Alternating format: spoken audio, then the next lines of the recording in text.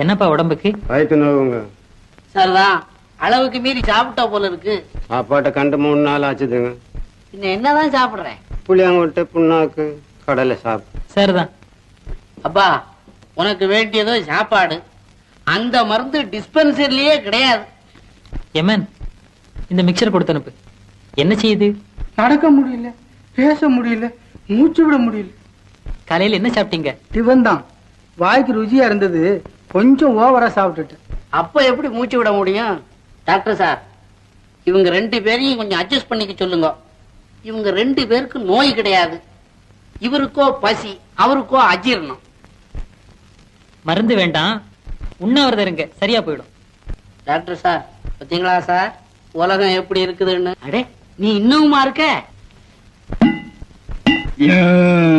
ஏப்பா, தண்ணி குடிக்கும் போது டம்ளரை புழுங்கிட்டியோ?